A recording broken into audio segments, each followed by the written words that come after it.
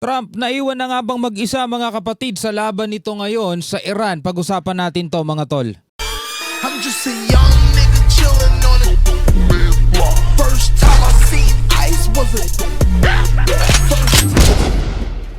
Kung naaalala ninyo mga kapatid, nanawagan si US President Donald Trump at binigyan nga natin yan ng reaction video mula sa mga balita, di ba? Na humihingi siya ng rest back sa mga kaalyadong bansa at sinasabing magpadala ng mga warship, no, para dito sa Strait of Hormuz para mapanatiling bukas, no, etong daanan na to ng almost hindi almost 20% mga kapatid ng langis sa buong mundo ang dumadaan dito. So para ito'y manatiling nakabukas, no, hinihikayat ni US President Donald Trump ang mga kaalyado, lalong-lalo na yung mga bansang apektado ng pagsasara ng Strait of Hormuz, na magpadala daw ng mga warship mga kapatid, no? Pero ayon dito sa balita mga kapatid, no, parang iniwan mag-isa etong si US President Donald Trump matapos hindi tumugon yung mga bansa na nababanggit dito. For example mga kapatid, eto. Nilagay ko na to rito sa sa image na to para mas madali nating mabasa, no. Germany, no, EU, Japan, Italy, Australia. Yan yung mga bansa mga kapatid. So para meron tayong pagbabasehan. Ito ay mula mismo sa The New York Times. Ayan The New York Times mga kapatid, ito mismo nang galing. No, pakita ko sa inyo, baka sabihin nyo kasi fake news O yan. The New York Times mga kapatid. Sabi rito, President Trump has urged China, Britain, France, Japan, and South Korea to send warships to help reopen the waterway even though they are not involved in the US-Israeli attack on Iran. So kahit na hindi naman daw sila kasali, hinihikayat ni US President Donald Trump na magpadala ng mga warships itong mga bansang to. Subalit, mga kapatid, eto na. Germany, eto yung naging sagot ng Germany. Germany rejected the US demand. This is not our war. Hindi namin to gera, sabing ganun. We did not start it. Boris Pistorius said at news conference in Berlin on Monday. Sabi yan mga kapatid ng Germany ayan i-highlight ko na mga tol. Sabi naman ng EU o sabi naman ng European Union, it is in our interest to keep the Strait of Hormuz open. And that's why we are also discussing what we can do in this regard. Kaja Kallas, the top EU diplomat, told reporters on Monday she was speaking before a meeting of the European foreign ministers who were expected to discuss what EU countries can do to protect the strait. So pag-uusapan pa daw nila. No? Hindi pa sila nagpapadala ng barko dahil gusto pa muna nilang i-discuss. Ngayon, eto naman, ang sabi naman ng Britain, ang sabi ng Britanya, Prime Minister Keir Starmer said on Monday that his government was working with allies on a viable plan to reopen the strait but cautioned that Britain would not be drawn into wider war.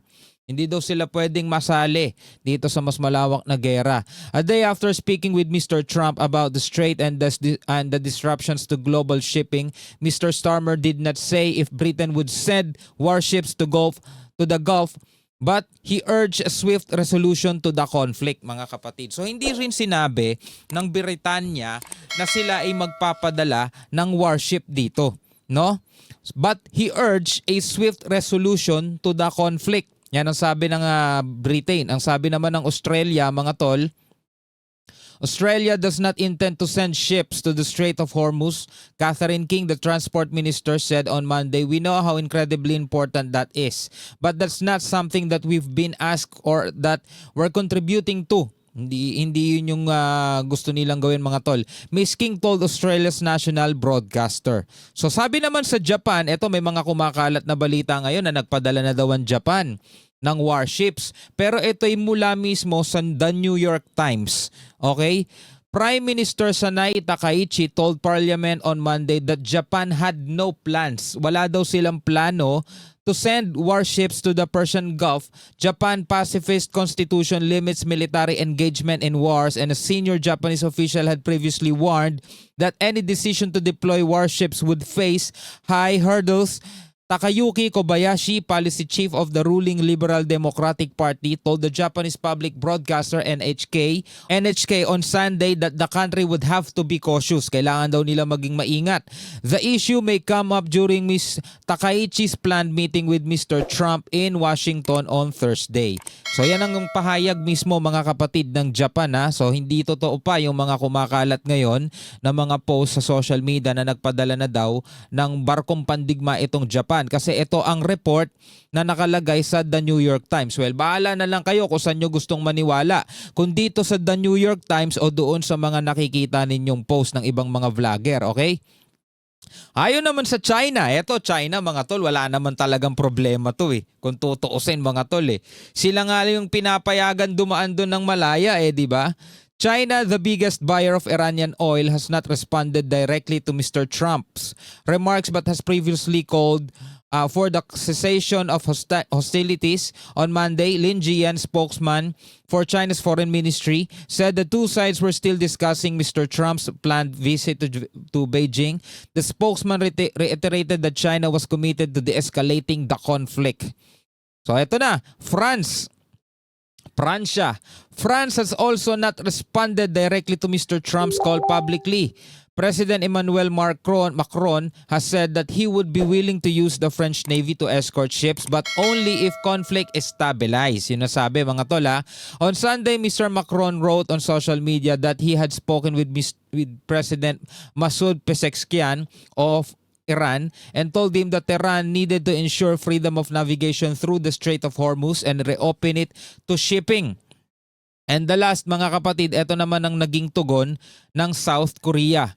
The Office of the President, Lee Jae-myung of South Korea, said in a statement that it would communicate closely with the United States but did not make any commitments. Hindi sila nangangako mga kapatid na tutugon sila doon sa panawagan ni US President Donald Trump na magpadala ng warships. Ngayon mga kapatid, ito naman ang bahagi ng sinabi ni US President Donald Trump na tila ba siya ay disappointed mga tol dito sa nangyayari ngayon. I was very surprised with the United Kingdom because the United Kingdom 2 weeks ago I said why don't you send some ships over, and he really didn't want to do it. I said you don't want to do it. We've been with you. You're our oldest ally and we spend a lot of money on NATO and all of these things to protect you. I mean, we're protecting them. We're working with them on Ukraine. Ukraine's thousands of miles away, separated by a vast ocean. We don't have to do that, but we did it. Well, Biden did it. I mean, I have to be honest with you. Biden got taken to the cleaners. But we worked with them in Ukraine. We don't need to work with them in Ukraine. And then they tell us that we have a mine ship around and they don't want to do it. I think it's terrible. No, I was very surprised. I told him, we requested 2 aircraft carriers, which they had, and he didn't really want to do it. And then right after the war essentially ended, meaning they were obliterated, he said, I would like to send the aircraft carriers. I said, I don't need them after the war has ended and won. I need it before the war. So I was very upset not upset, I was not happy with the UK. I think they'll be involved, yeah, maybe. But they should be involved enthusiastically. We've been protecting these countries for years with NATO, because NATO is us.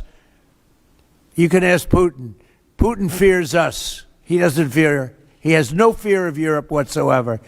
So kitang-kita natin mga kapatid, talagang medyo disappointed mga tol. Si US President Donald Trump, ayon mismo sa kanyang bibig mga kapatid, no? Well, kayo na bahala humusga. Pero eto pa rin ang kanyang matapang na mensahe mga tol.